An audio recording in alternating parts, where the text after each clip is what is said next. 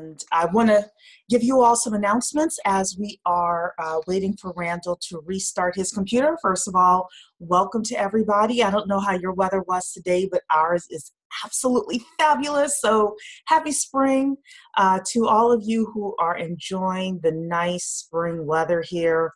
I hope there is no more snow this season because Cherie is snowed out. So we're very happy to have our Blockchain Wednesday series where we interview different blockchain experts and influencers. And we have a great person today in Randall Pires.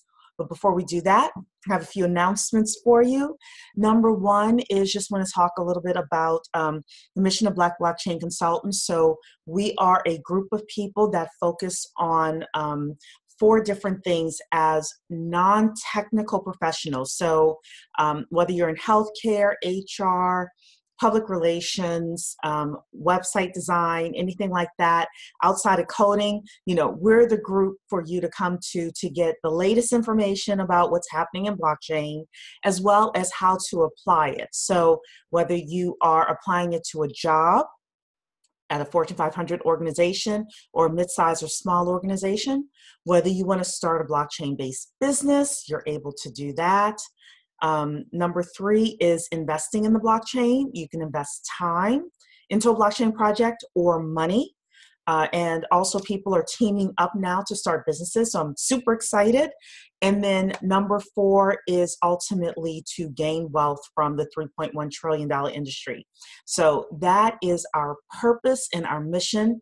And everything that we do is centered around that. So if you want to be an Inner Circle member, for those of you who are guests tonight, I would highly encourage you to do so. We have a lot of great conversations about blockchain and, again, understanding how we can participate in this. If you're anything like me, you missed Internet 1.0 and Internet 2.0. You don't want to miss this gold rush that's going to be happening. So, number 3, for all of our members and guests, we have a special announcement. Some of you have heard that on June 12th, we are having a Black Blockchain virtual conference.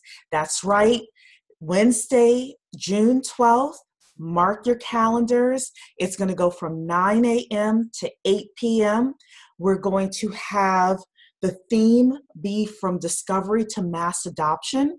You are able to listen to it from your car or your desk, or as the kids are being shuffled back and forth to music lessons or whatever it is that you do. So what's going to happen is a third of the day is going to be about the basics of blockchain and career and business opportunities within blockchain.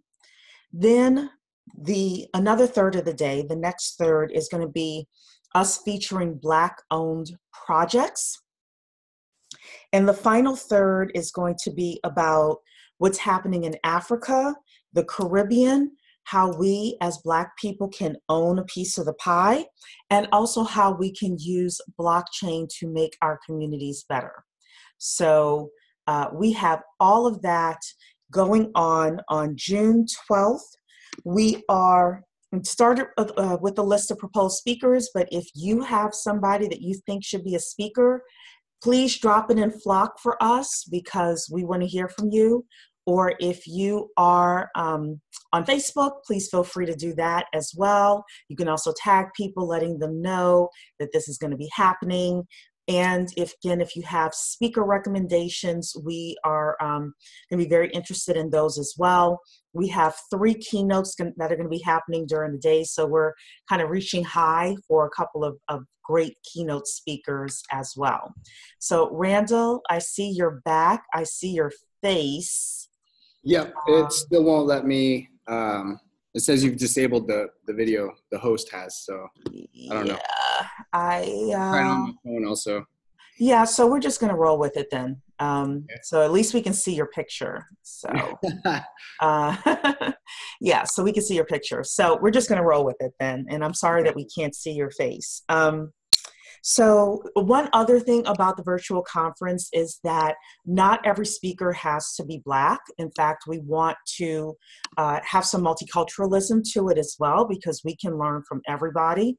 So I have a couple of speakers on my list that are not Black or African American. So if you have somebody on your list for the virtual conference that you think would really be great and add to the conversation, then we want you to recommend those people as well. I will say that the majority will be Black speakers because we want to network with each other, but we also want to hear from other people as well. So, and the final thing is, if you are not on our list, if you do not get 2 emails from us every week, one where we talk about the latest blockchain news, and the second one where we talk about some of the trainings that we have, then you can go to Black Blockchain Consultants, get on the list. Also, you'll get reminders about the virtual conference, the conference we're going to have in Atlanta, and everything else that's going on within BBC. So if you have questions, you all know where to find me. I usually reside in Flock. And that's it. So, Randall, thank you so much for being here tonight. We're going to start the interview with Randall, who is the founder of Blockchain Ecosystem Advisors. He's been working on blockchain and everything else unified. He's on the quest to find a solution for renewable energy for cyber mining and building the world's first Industry 4.0 emerging tech automated city. So this should be an interesting conversation. Georgia Tech graduate with an engineering degree. He spent the next 10 years working internationally, mostly in Africa and other developing nations such as Brazil. He started his career as a project engineer, helping to build the largest LNG plant in the world at the time. Afterwards, he started his own WISP company and served internet to thousands of users across 4 time zones in Africa, mostly in jungle regions like Angola and South Sudan. His main interests involved executive education, training, coaching around emerging technologies of blockchain, smart cities, big data, Internet of Things, artificial intelligence, autonomous vehicles, and affordable internet access for all. So ladies and gentlemen, give a virtual round of applause for Randall Lee Pires. Yay! I'm gonna have to get a sound effect machine eventually. Yeah, I was just thinking the same thing, a cheers button or something like that. So. Yes. But you're already getting cheers from the chat here. So excellent. Great. So let's start at the beginning and talk about before blockchain. As you were growing up, were you always into technology? Just kind of get us, to where you are today and how, your interest was sparked in technology and in blockchain. Sure. So, ever since I was young, pretty much always been interested in electronics and really anything and just taking them apart. I was really good at taking stuff apart, but not really good at putting them back together after I had opened them up. And I can remember even when I was, around 7 or even earlier, there was those little handheld, cheap, $10 devices that had only a couple buttons, not like a Game Boy, but just like one particular game. And you can just jump around or play whatever. So I would after I beat the games and got bored with it, then I would open them up just to see how things worked. And my mom, she was in law school when I was in 2nd grade through 5th grade or 3rd grade through 5th grade. And so I guess I was very fortunate because she, by necessity, needed a computer back in the early 90s to, complete her work. So while she wasn't using it, then I was, getting to play with the computer, different parts and, video games and back when we had the green screens in those days and just, that kind of sparked the interest of technology in general. And then just over the years, it's just been this, voracious curiosity that was always consuming, more information, more ideas of what's been going on in the laboratory, what's been going on in universities. For example, in high school, after pretty much after a year or two of the same kind of conversations in lunch, I would basically skip lunch at the cafeteria, and I would go to the library, and I would read, popular science, popular mechanics, and then the different, white papers that were being published in the different universities to see what kind of technology was coming out. Like, that was what sparked, really mostly what sparks my imagination. The biggest curiosity is like where we're going, how we're going to get there, which is, ultimately what led me to pursue a engineering degree at Georgia Tech. Very cool. I apologize, had to unmute myself there. Yeah, so it's very interesting that you said that I feel this way too. After a certain amount of time of discussing the same thing over and over again, you kind of say, okay, well, there's got to be more to life and something else that I should be doing with my life and my time. So I can definitely appreciate that. So how did you discover blockchain? Oops. We got a Sorry little about feedback that. there. Let me try this here. Oops. Randall? Okay. And then undo that one. Okay, there we go. Okay, so, yeah, there we go. How'd you discover blockchain? So when I was in Africa, I was running a Computer for Kids in Africa charity donation program. So what I was doing a lot of the times was buying a lot of equipment for wireless internet service provider. That's what WISP stands for. And so I was bringing over a lot of computers, a lot of cell phones, just to supplement the budgets, because it was extremely expensive. I mean, it was about $5,000 every time I went over there, just in lodging and airplane tickets and food, just to get to my hotel, which basically, took care of all that. So just even getting there to the hotel and back would cost me a lot. So I would bring over different computers and phones and electronics that was hard to get over there. And normally they're like 2-3 times the price. And so I'd bring them, at a discount and help people out. They'd help me out. And so then I noticed, I was like, okay, well, we were going to do a project, or we were doing a project in DRC Congo, Democratic Republic of Congo, for the University of Kinshasa.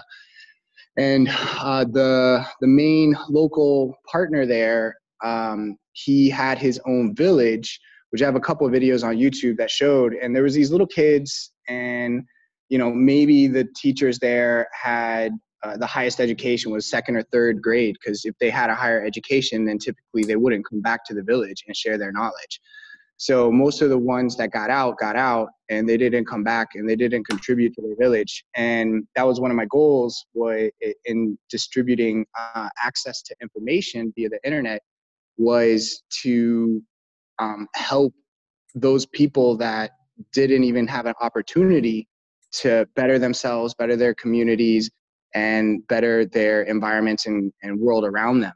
So one of the things I noticed was that here in America, after 2 to 3 years, typically corporations, businesses, even people personally will, upgrade their phones and upgrade their computers especially. And I was like, okay, well, what are they doing with these computers? And a lot of times there's even good scrap metal businesses that will literally, big law firm with 50 international corporate headquarters around the world will pay people to come and take these computers away. And then those people would just take the precious metals out of there and scrap it. Mm-hmm. So then I said, okay, well, if we can get them to donate them, they get a win, because they get to get the charitable tax write-off, as well as sponsor different schools in Africa. And then as long as I, clean them up and put, Linux on them, and then gave them a connection to the internet, right? I'm the internet guy over there, gave them a connection to the internet. Then from there, this is, 2010 or so. And as long as they had a good working computer and access to internet, then they would be able to have different tools and resources and opportunities for learning that is just impossible otherwise in these very remote places that these schools were at. So at the time, Khan Academy was going, and the different MOOCs, the online organizations for learning, were just starting up. And so the idea was, okay, well, we can just connect them to Khan Academy, which was only doing university level at the time, and I think now they've gone to lower grade levels, and or find a teacher to do tele teaching, then it could work. And now these people would be, these kids, the next generation, would have the opportunity at least to grow. Right. So where did the passion for Africa come from? And ultimately, what would you like to achieve on the continent? Okay, so I didn't actually ask, I just noticed I didn't answer your last question. So in that, I will answer that one next. So actually doing that Computers for Kids in Africa program, my buddy from college said, hey, do you accept Bitcoin? And that was October 14th in 2014. And so then I Google searched, got the QR code, and it was like 15 minutes later, I was like, boom, I accept Bitcoin. So that's actually how I started in blockchain, to answer your last question. What was the price back then? Like 30 bucks? 100 bucks? 2014. Yeah, it was around $200 at the time. Yeah. Yeah. I hope you still have some. I only do one direction with Bitcoin, and that's just, I just try and accumulate as much as I can. Yeah. And so passion for Africa. It was, man, I grew up in Atlanta, in a suburb outside of Atlanta. And we moved around every 2 or 3 years in the Southeast, and it was just slow for me. So, I'm a big sponge. I love learning and I love absorbing. And, from being in Atlanta from 97 to 2007, I pretty much felt like I kind of plateaued.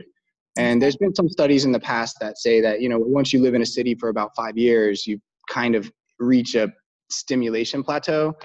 And so when I went over to Africa, oh man, at first I was, just like, what the hell am I doing here? This is, the craziest place. And I was on a lockdown camp, meaning like you weren't supposed to leave. And it was just rows and rows, stacked 5 high of containers for 2 kilometer by 7 kilometer of all the materials. Cause I was part of the mobilization team of the first 100 or so that, grew into about 10,000 people. And so when we were there to prepare, and it was just absolutely foreign and just, I don't know, it looked like a very organized construction graveyard or something. But then after the first few weeks, I kind of got used to it, and then I really started to enjoy it. And, after a while, I love Afro-Latin culture very much, and especially the Portuguese colonial countries. Brazil is one of my favorite places. I think they have probably one of my favorite lifestyles of work and play, balance, and just enjoying everything, but still getting stuff done. And over there, everybody's just so friendly. And even though they didn't have as much by American standards or, first world developed country standards, electricity, you couldn't count on that. It might pop on 2 to 3 times a day, and you never knew when, but it wasn't consistent. If you're outside of the camp that we were building for LNG, we were pulling up buckets of water to take a shower in the morning, candlelight at night. No AC. It got super hot. Mosquitoes biting you all night long. It was pretty brutal. But even then, they still just, everybody smiled, and even if they didn't have very much, it was still kind of familial and communal, and they would still share. And so that kind of attitude was just very endearing to me, plus the music, plus the culture, but the outlook on life. And ultimately it was the potential, right? Because Africa is pretty much the last place on the planet to be developed. Everywhere else is, to some degree or another, has some sort of progress. And, Africa, of course, in many places, it's a huge place, 54, 56 countries, depending on how you count it, for me, it's the last frontier on land, on the planet, and culturally, because we still have, 1.4 billion population, and it has all the natural resources on the planet that haven't really been tapped yet. And not only natural resources, but it has human resources as well. It has the largest population of 18 and under on the planet. And I would say probably one of the largest paths for accelerated growth over the next, at the time I was thinking 30 years ahead. So now 10 years later, still got 20 years to go in, kind of the vision that I had for the growth of that place. And step one was access to information and the distribution of information, because one of the biggest drags and resistances to economic, cultural, societal growth over there is that a lot of the information is hidden. So the powers that be are able to maintain control. In Angola, for example, this guy got in power in 76, and it was only up until like literally the last few years that he isn't in power anymore. And now his daughter, she owns probably like 350, 400 companies, and a majority of the national resources were being filtered in this way, right? But if you have access to information and you have a way to distribute it via cell phone, taking pictures, sending messages, communications, then now you can help raise and elevate your community's awareness to particular subjects that were going on, with having proof and evidence that can't be hidden or denied, which ultimately, through blockchain, will help to transition all these countries into a more communal and distributed economy, right? Because right now the economies are extraction economies, which basically from the natural resources and from the value that the humans create, they're being extracted into international companies. So all the value that's in the countries aren't going back to the people. And yeah, I think that that's a very political / systemic issue too. So access to information, so I just push back a little bit. Access to information is one piece of it, but there's a lot of money involved on the Caribbean side and the African side. At least this is what I'm hearing from people on the ground. So, it's interesting to hear your perspective, but also understand some of the pluses for the people that are in power. And it's not just America. The Chinese are in there, the Europeans are in there, like you're saying, extracting resources. And then, within Africa, there are the cities. So people think that Africa is all poor, and that's not necessarily the case. You'll have some wealthy people in these different cities, and then you'll have very, very poor people out in the villages, as you were talking about. But my understanding is that even in the villages now, there is a wider, I should say, use of cell phones these days. And you have these, out of necessity, you'll have, let's say, a son in the city working, and he needs to send mom and dad in the village money. And the way that he's doing it is through his cell phone. So it seems like out of necessity, they are working around some of their infrastructure issues as well. Absolutely. And, one of the other companies that I founded with Armand Nagedi in Cameroon is to address exactly that, right? It's called UBTS International. And we're going back and installing some of the most progressive last mile, basically wireless, kind of like a hotspot over a city or a village or a building or something like that, to enable this access, right? And then when you take in consideration the Moore's law, technical acceleration advance of computing power, now we're getting to the point where you can get a cell phone, a smartphone for, last I saw a couple months ago was $80. Mm-hmm. You can get an $80 smartphone and then connect it to the internet. And, you know, M-Pesa has been around since before even Bitcoin, back in 2007.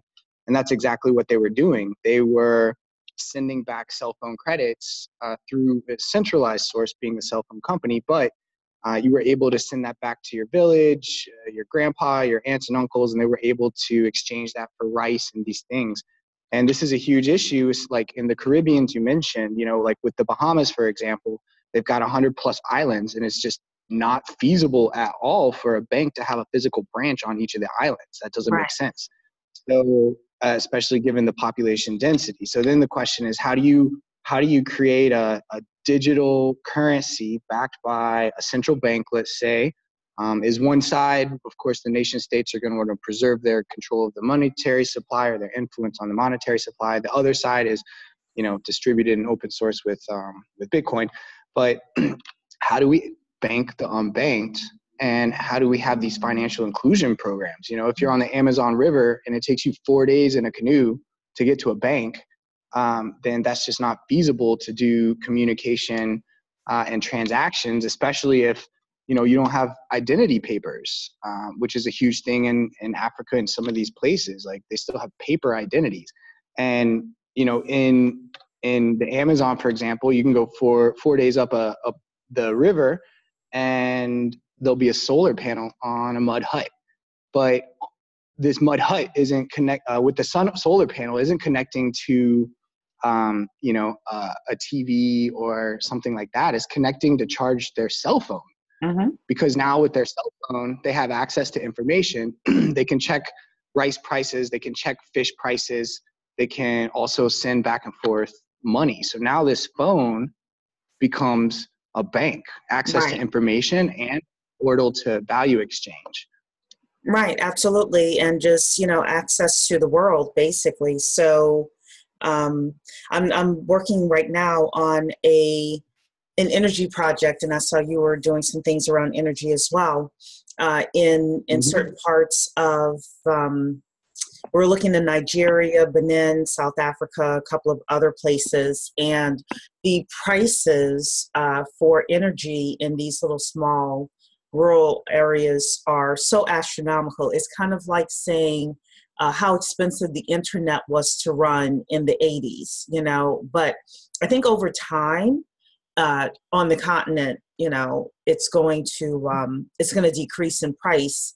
One of the big things is whomever's there or, you know, able to withstand it now really will be the person that has the advantage, or the group that has the advantage in the next 30 years. So, so there are a lot of things that are happening on the continent, and a lot of us are not participating in them, unfortunately. So, I mean, there's definitely a truth that's happening out there. You know, I work with a energy company, blockchain and proof of work that basically eliminated the power consumption of like Bitcoin, for example. And they basically work on almost like those calculator solar panel type screen, but enough to power the device, which does the proof of work to secure the blockchain.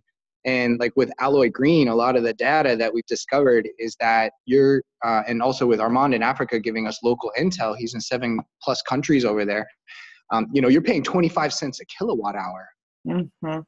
And it's not consistent. It's bad energy. And a lot of the people are upset, and they're saying, why am I paying more money than anybody else in the world and receiving the worst service? Yeah. Right? And just relative, I mean, in the United States, you may pay less than a penny per kilowatt per hour. So depending on where you're located. So, it's quite pricey. Yeah, typically here in Georgia and elsewhere, I know it goes anywhere from residential, anywhere from, you know, 10 to, in New York, probably around the 20 cents range. Lowest we get here is maybe below 4 cents. Yeah. But it also depends on the power source and clean and all that kind of stuff too. Yeah.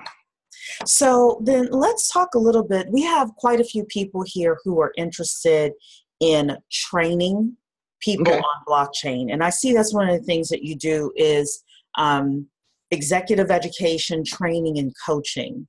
Yeah. How did you get involved with that? What are some of the things you're noticing? And for the people who are listening today who want to get involved with training, what are some of the suggestions that you have for them? Sure. So there's a lot of different trainings out there. And some of them, even if they have a brand name with them, don't necessarily guarantee you any kind of work coming out of the other side of it. So the organization I do the training with is Government Blockchain Association, Mm-hmm. and we're a nonprofit. And we're in year 3 now, roughly. Year 1 was basically expand all the chapters. We got about 100 chapters internationally, worldwide, and then year 2 was kind of build the infrastructure internally, and that came out to about 50 different working groups we have now. And then we started doing the trainings early last year. No, 2 years. Yeah, last year. And there's this 5-day certification course we have. Day 1 is one certificate. Day after going through 3 days is another certificate, and then all 5 days you get like this full certificate as a GBA blockchain consultant. So it really came out of necessity because a lot of the conversations that we were having with, the government focus and the different organization and professional focus who works with or for governments around the whole world, to get to some sort of a working solution, you need to be able to converse about it. And before you can have a conversation, you need to have education. So we tackled education first to get more people to have a conversation about the technologies. And then that leads us to implementation within the different organizations, entities, and governments. So it's Right. been an evolving process just through the needs and demands of the market and those who we've been interacting and participating with. Gerard, our president, he was invited to 2017 in September to the office of the president with like 90 of the top technologists of the United States to say, hey, what is blockchain, right? And, we have people in Europe who's on the European blockchain committee for, I don't know, suggestions or something like that to like Europe. So step 1 really is what is this stuff, and how is it how do we use it really? That's what the governments are asking at least, and that's what also the corporations and the businesses are asking. So through the education and the training, once you get the basic foundational layer, then it starts being able to help your mind identify places in your environment, in your business, in your organization, where you can start to see value that's locked or trapped. But now through blockchain, it's like the key. And now you're like, oh, wow, this is a good place where it could be used. And now this is the benefit and the value that'll come out. Now, blockchain is not hot sauce. Like, you don't just put it on everything like a lot of people think or a lot of people say. A lot of times, talking with Fortune 50, Fortune 10 companies, executives, some of them been looking into blockchain for 2, 3, 4 years, and they've tried and they've shared with me their explorative journey with blockchain discovery, and they've actually learned a lot of what not to do and where it doesn't work, where they thought it was, which ultimately I wish all the big corporations would come together and say, here's where we all tried it and it didn't work, right? Just to accelerate the learning curve for everybody else, so you don't have to keep going through those same learning processes, which, this is where the training and the education comes through, because you learn a lot of what works and what doesn't work. And with where we're at with the technology as a whole, it's still very, very early. So, anybody that's listening today or listening a little bit later to this conversation is still positioning themselves for future market and global demand of this technology. like Right. something. Well, with full disclosure, we have 10 people that are going to be taking the 5-day GBA course with Eric Guthrie next week. So have you been teaching the 5-day GBA course to companies, or? I typically do the first 3 days. Because most of the time it's hard to get demand for all 5. But depends on who you're talking to. Some people like the last couple days more because it's more. First few days is a lot more theory and conversation. The last 2 days is a lot more engagement because now you're trying to find a use case in your business and almost go through like a startup Shark Tank style approach to really problem solving and discovery of unlocking business value through this technology of the few days that you were there before. Personally, I like the theory side Yeah. as well as the practice side. It just depends on who you're asking. Yeah, I think that I think our people are looking forward to the practice side as well, and getting together to do an executive project. So I think that's going to be very interesting to see what they come up with. One of the things you mentioned was working on smart cities and big data, IoT, and autonomous vehicles, and all of that as well. So here's my final question to you is, where do you see yourself in terms of, if we were to label Randall, in 5 years from now, the expert of whatever, that all of these companies would be coming to you in order to seek your counsel, where do you really see yourself fitting in this blockchain new tech space? A futurist, right? Really to say where we're heading, right? One of the organizations I'm with is also the International Telecommunications Union focus group for 2030. And it's to say, hey, we have all these technologies. Here's the projections and the trajectories that we're going. What is the world going to look like in 2030? So in 5 years from now, I'm hoping to be well positioned and known as the go-to guy for really the smart cities initiatives throughout the U.S. and throughout the world. And ultimately, when I say smart cities, is to make them almost like an organism that's self aware to the point where it's optimizing and self-improving its own system as a whole and its system of systems internally. And with all these different emerging buzzword technologies, there's still so much time until they really get implemented and working together, just because of the nature of the size of the investment capital needed. Also kind of the regulatory environment that may or may not be accelerating it or decelerating the progress. And it just takes a lot of different parties involved to get to the same page and say, yes, this is what we want to do. So one of the business partners, he's on the Smart Cities Houston project, and even looking at the Smart Cities project here in Atlanta.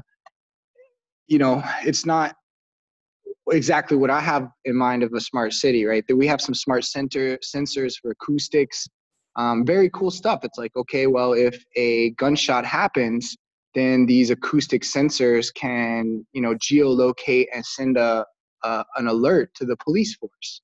That's very valuable in a big city with, a metro population of like 8 million in Atlanta today.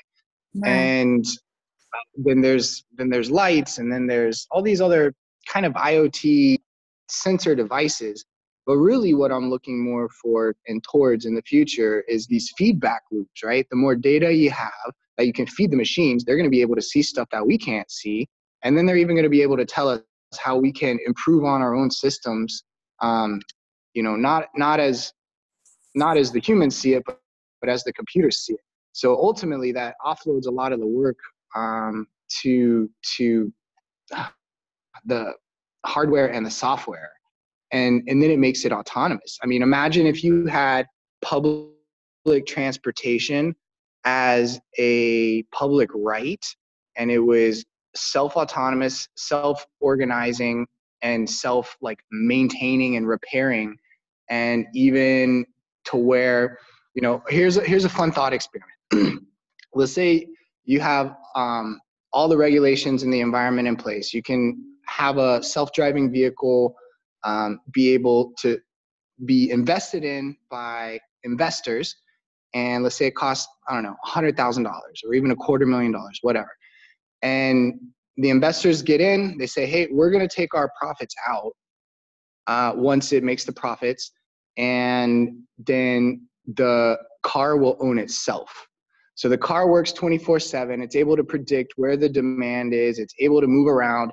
It's able to repair itself. It's able to charge itself. It's able to say there's not very much demand. I'm going to go in hibernation mode and then turn itself on and choose its own times that are optimized towards making that money back. It makes the money back. It pays for itself. It pays the investors back. Now it owns itself. And then the car can buy other cars. And then basically the car just kind of grows into its own fleet, but for the purpose of transporting the humans around, right? And now it's just this totally organic system that doesn't even, have any other purpose except for to make our lives better. And it's going to improve itself better than we can. And it takes care of itself better than we can.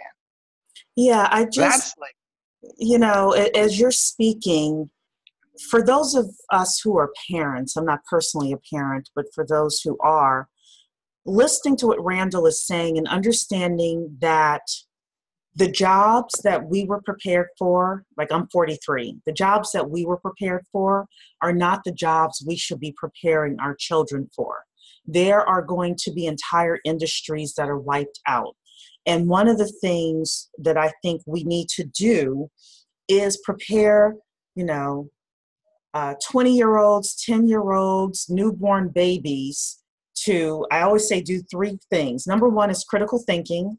Number two is marketing. And number three is sales of some sort, But to be able to understand or figure out how they're going to be able to fit in the world in the next 30 years. Because even if you have someone who is just coming out of college or coming out of high school, I think that this is important for us to prepare our kids for it. Because, Randall's talking, and he's not the first person I've heard. I haven't heard about them buying fleets or anything like that. But this whole autonomous thing is going to happen, definitely.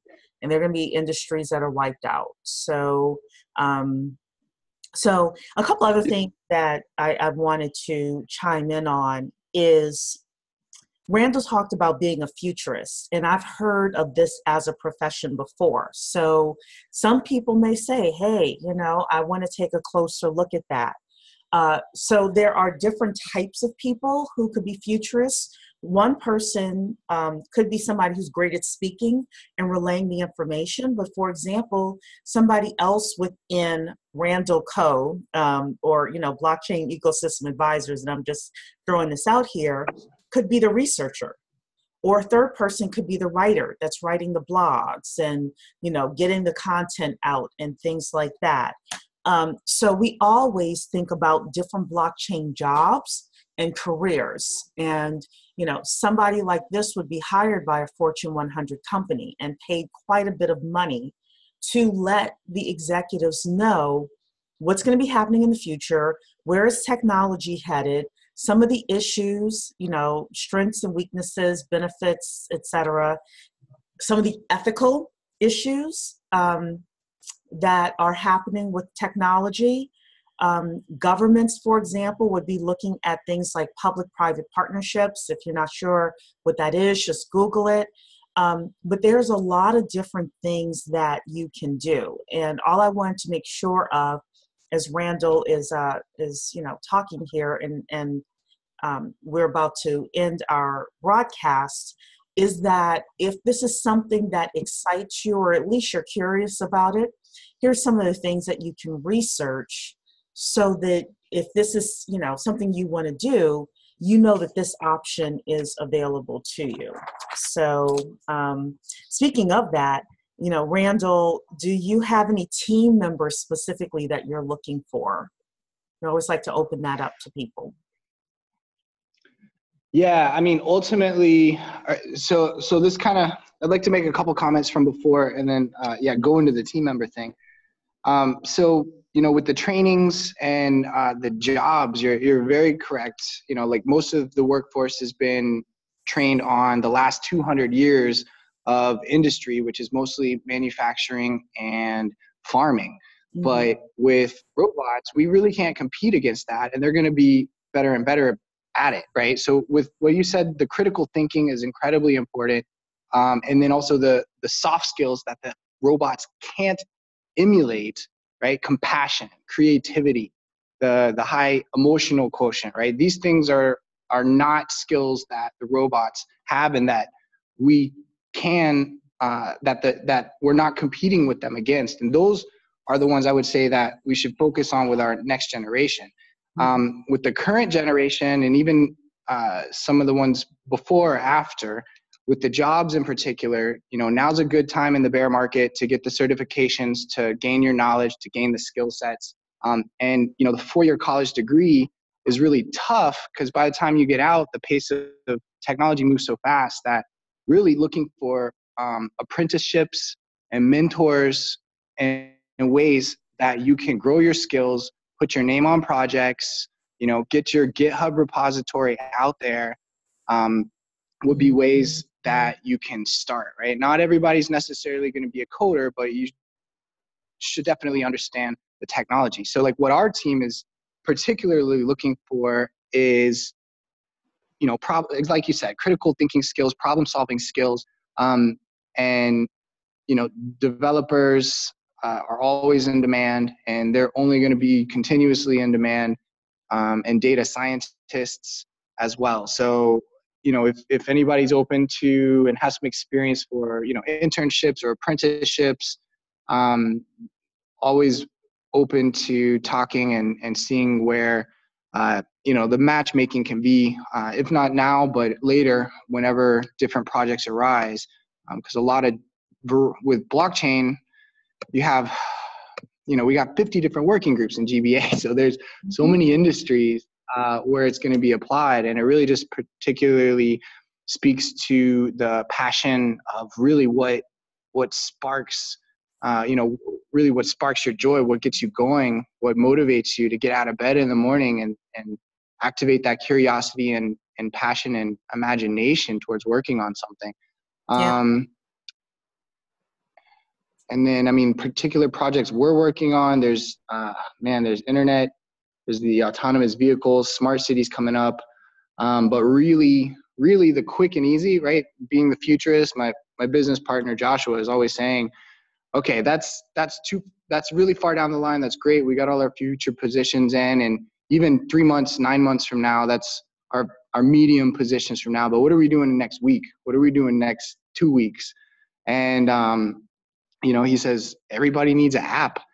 It doesn't even necessarily need to be sexy or super advanced or anything like that. Really, what is it that you can identify that's added value and reaches the most amount of people? The question is like, you want to make $1 billion? How do you impact the lives of 1 billion people? Yeah, and get them to pay you $1 each. Yes. Yeah, exactly. And everybody needs apps. Everybody needs websites. Those are the kind of low entry, high volume, high demand, sustainable, gaining experience type of projects that go, and then just build out your portfolio. Because then it's like, okay, I did this, I helped make that successful. I did this, I helped make that successful. And then just gain your skill sets, gain your knowledge. And then, then you can start to experiment with more of the higher or newer and emerging techs as your skill level develops. That's for the developer side, right? If there's for the business marketing and sales portion, then events and conferences, helping people do things. In the very beginning, really, you're pretty much volunteering until you get good at it enough and know the right people to get paid for it. And then after that, you know, you're an entrepreneur or you're a business person, and then you just keep raising the bar. Right, right, absolutely. So, well, we want to thank you so much for joining us today for the Black Blockchain Consultants Wednesday expert interview. And just want to remind everybody, if you are new to Black Blockchain Consultants and you want to consider being a member of our inner circle where we internally have these types of conversations and learn how we can invest in the blockchain, get blockchain jobs, build blockchain-based businesses, please come to blackblockchainconsultants.com. And don't forget that our virtual conference is going to happen on June 12th. We're going to talk about the basics of blockchain, blockchain career and business opportunities. We're going to feature some Black-owned projects, talk a lot more about what's happening in Africa, the Caribbean, and most importantly for me, how we can own a piece of the pie. So we're still looking for speaker suggestions. Not every speaker has to be Black. You know, so if you have speaker suggestions, please put them in Flock for that virtual conference, which is going to be on Wednesday, June 12th. And thank you so much to everybody. I hope you have a wonderful evening. Thank you, Randall, for being our guest tonight. Thank you so much, Cherie, for having me. Absolutely. Take care, everybody. Night. Bye.